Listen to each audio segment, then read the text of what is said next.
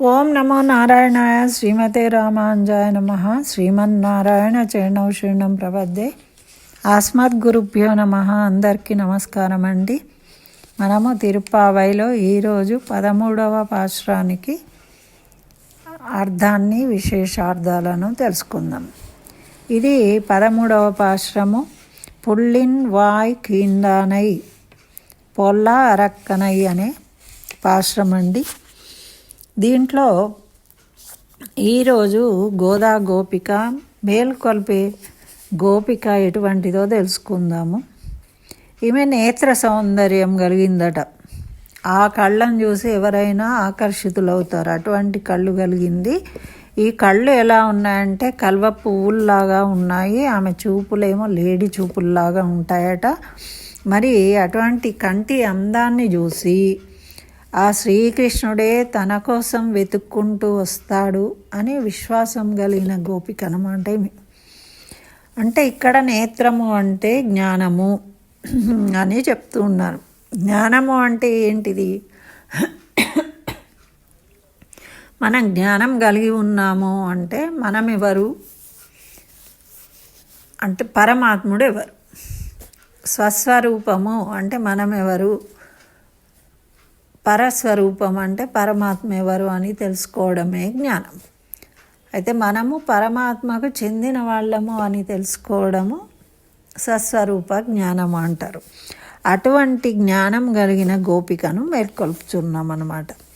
అయితే ఈ పాశురానికి బాహ్యమైన అర్థాన్ని చూద్దాం. బకాసురుణ్ణి నోటిని చీల్చిన శ్రీకృష్ణుణ్ణి, దుష్టరావణుణ్ణి 10 తలలు గిల్లి పారేసిన శ్రీరాముణ్ణి కీర్తిస్తున్నాం మేమందరము. ఈ తోటి పిల్లలందరూ కూడా ఇక్కడ వ్రతం చేయడానికి వచ్చేసిండ్రు. మరి నువ్వు ఆమె కళ్ళు ఎట్లున్నాయట అంటే తుమ్మెదలు వాలిన తామర పువ్వుల వలె ఉన్న కళ్ళు ఉన్నదానా అని పిలుస్తున్నారు వీళ్ళు ఆమెని. అదేవిధంగా శుక్రుడు ఉదయిస్తున్నాడు లేడి చూపుల దానా, గురుడు అస్తమిస్తున్నాడు, పక్షులు గూస్తూ ఉన్నాయి. మరి ఇది ఎంతో మంచి రోజు. ఈరోజు అంటే ఈరోజే కదా వ్రతం చేస్తాం అనుకుంటున్నారు. అయితే మంచి రోజు కదా ఇది. మరి ఆ కృష్ణుని విరహతాపం తీరినట్టు చక్కగా చల్లబడినట్టు నీట మునిగి స్నానం చేయాలి. కానీ ఇంకా పరుండి ఉన్నావేంటమ్మా నువ్వు సుకుమారి, కపటమును వీడి మాతో కలియుము అంటున్నారు. కపటము అంటే లేచి కూడా నిద్ర నటిస్తున్నావా ఏమిటి? నీకు వినబడి కూడా వినబడనట్టు చేస్తున్నావా అని అడుగుతూ ఉన్నారు, పిలుస్తూ ఉన్నారు లోపల ఉన్న గోపికను. అయితే ఇక్కడ అంతరార్థం ఏంటి? మనకు బకాసుర వధ కథ. బకాసుడు అంటే కొంగ ఏం చేస్తుంది? నీళ్ళు ఉన్న దగ్గర వచ్చి నిలబడి కదలకుండా నిలబడుతుంది. నిలబడి అక్కడికి వచ్చిన చేపలను టక్కున మింగుతుంది. దానికోసం అది కదలకుండా నించుంటుంది. అయితే ఆ కొంగ జపం అంటాం మనం. కొంగ జపం చేస్తుంది కదా అనుకుంటాం మనం. దాన్ని కదలకుండా ఉంటే జపం చేస్తుంది. మనం కళ్ళు మూసుకొని కూర్చున్నాం అనుకోండి, మన మైండ్లో ఎన్నో ఆలోచనలు వస్తుంటాయి. కానీ బయట చూసేవాళ్ళు ఏదో జపం చేసుకుంటున్నారో లేకుంటే ఇంకా దైవ ధ్యానం చేస్తున్నారేమో అనుకుంటారు. అట్లా దాని మైండ్లో ఏముంది? చేపను పట్టుకోవాలని. అట్లా ఒక రాక్షసుడు బకాసురుడు అంటే బకము రూపంలో వచ్చిండు రాక్షసుడు. ఎందుకోసం వచ్చాడు? కృష్ణుడిని పట్టుకోవాలి అని వచ్చిండు, మింగుదామని. అయితే ఇది తెలియదా కృష్ణుడికి? తెలుసు కాబట్టి కృష్ణుడు దాని దగ్గరికి వెళ్ళిండు. వెళ్ళగానే అది ఏం చేసింది? పట్టుకోవడానికి ట్రై చేసింది. చేయగానే అప్పుడు ఆ ముక్కును 2గా చీల్చేసి సంహరించాడు, చంపేసిండు అనమాట. అటువంటిది అంటే దంభము అనేది అంటే కపటం. అందుకే ఇక్కడ కపటం వీడి అని చెప్తున్నారు గోపికకు. అంటే అట్లా నటించడం. పైకి చూస్తే ఏదో యోగిలాగా మునిలాగా తపస్సు చేసినట్టు, ఎందుకంటే తెల్లగా ఉంటుంది కొంగ, చూడ్డానికి నిర్మలంగా. కాబట్టి కదలకుండా ఉండేసరికి ఏమనుకుంటారు, వేషాలు ఆకారాలు ఇప్పుడు అందంగా మంచిగా కలర్ బట్టలు వేసుకొని పట్టు వస్త్రాలు వేసుకొని కూర్చొని పండితులు లాగా కనిపిస్తే వాళ్ళు నిజంగా పండితులు అనుకుంటాం. కానీ వాళ్ళు నిజంగా పండితులా కాదా మనకెట్ట తెలియదు. అంటే ఆకారాన్ని చూసి వాళ్ళు చాలా గొప్పగా చెప్తున్నారు అనుకుంటాం. కానీ అట్లాంటి వాళ్ళు కూడా దంభము అంటే దానికి దంభ ప్రవృత్తి కలిగిన వాళ్ళు అన్నమాట. అటువంటి వాళ్ళు ఉంటారు అని, అటువంటి వాళ్ళ నుండి మనను రక్షిస్తాడు శ్రీకృష్ణుడు మోసపోకుండా.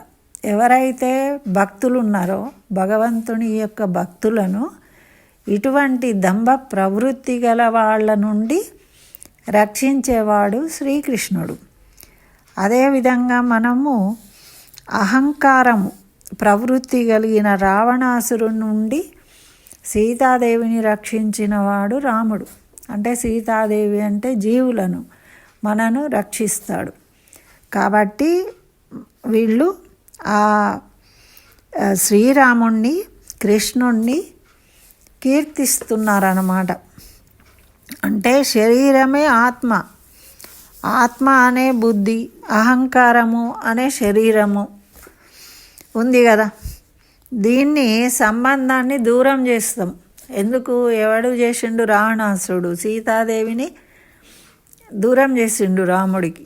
అంటే మనను భక్తులను భగవంతుడికి దూరం చేసే శక్తులు ఉంటాయి. అటువంటి శక్తులను వాటి నుండి మనను రక్షించేవాడు కృష్ణుడు శ్రీరాముడు అని మన వాళ్ళు ఇప్పుడు వాళ్ళని కీర్తిస్తున్నారన్నమాట. అయితే ఇక్కడ శుక్రుడు ఉదయించాడు, గురుడు అస్తమించాడు అంటున్నారు. అది ఏంటి లేవమ్మ అంటున్నారు కదా. అయితే మనకి పూర్తి తెల్లవారక ముందే శుక్ర నక్షత్రము గురు నక్షత్రము కనిపిస్తుందట.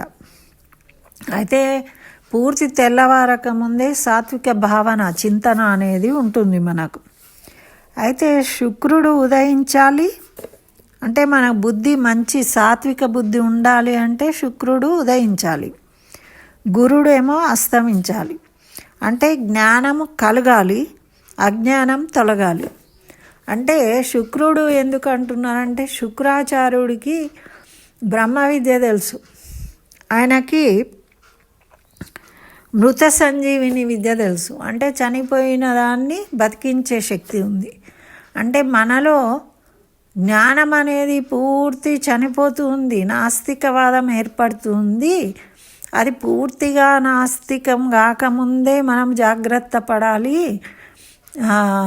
తిరిగి జ్ఞానాన్ని పొందాలి అంటే శుక్రుడు ఉదయించాలి అని చెప్తూ ఉన్నాను. అదేంటండి శుక్రాచార్యుడు అంటే రాక్షసుల గురువు, గురువు అంటేనేమో దేవతల గురువు కదా. మరి ఆయన ఎట్లా మంచోడు అవుతాడు? ఆయన ఉదయించడము ఈయన అంటే ఒకసారి గురువు అనే అతను బృహస్పతి రాక్షసులకు నాస్తికవాదాన్ని బోధించాడు. ఎప్పుడు అంటే ఇంద్రుడు ఆయనను అవమానించినప్పుడు దేవగురువు పోయి రాక్షసులకు నాస్తికవాదాన్ని నేర్పించాడనమాట. అంటే నాస్తికవాదము పెంపొందించొద్దు అంటే గురువు అస్తమించాలి, శుక్రుడు ఉదయించాలి.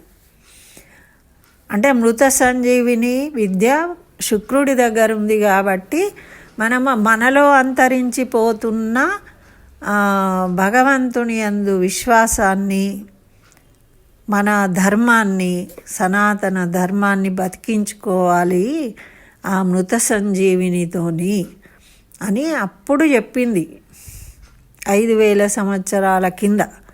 కానీ ఇప్పటికీ కూడా మనము ఇంకా తేరుకోవట్లేదు. దీని వల్లైనా మనము తప్పకుండా దాని గురించి ఆలోచించాలి, తేరుకొని మనము జాగ్రత్త పడాలి. అయితే ఈ విధంగా చెప్తూ ఉందన్నమాట. మరి ఈ తెల్లవారుజామున మనకు ఆ శుక్ర నక్షత్రము గురు నక్షత్రం కనిపిస్తున్నాయి.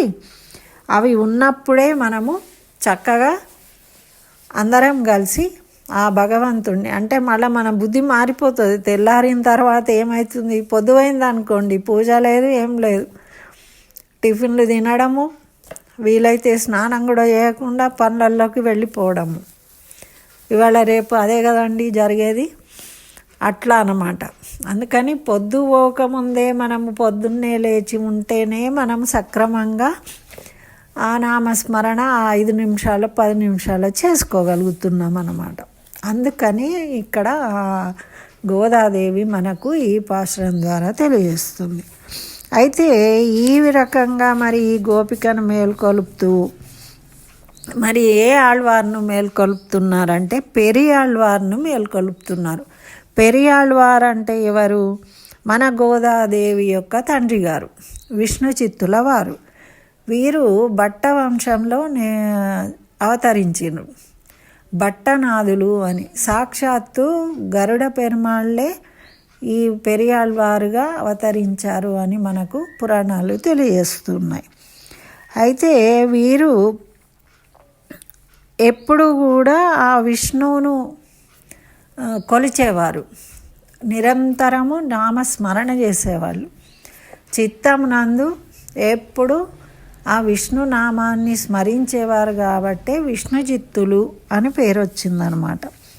అయితే వీరు భాగవతంలో చదివి తెలుసుకున్నారు కృష్ణుడికి ఏమి ఇష్టము అంటే పుష్పాలంకరణ ఇష్టము అని. అందుకని వీరు ఏం చేసిండ్రు, ఆ మాలాకారునిలాగా పూలను సేకరించి మాలలు కట్టి ఆ భగవద్ కైంకర్యం చేసేవాళ్ళు. అక్కడ వాళ్ళ ఊర్లో శ్రీవెల్లిపుత్తూరులో ఉన్న వటపత్రశాయికి. అయితే వీరేం చేసిండ్రు, చక్కగా పెరుమాళ్ళ కోసమని ఒక పూదోటను పెంచిండ్రు, తులసి వనాన్ని పెంచిండ్రు. ఆ తులసి వనంలోనే కదా మన గోదాదేవి వీరికి లభించింది, ఆండాళి తల్లి.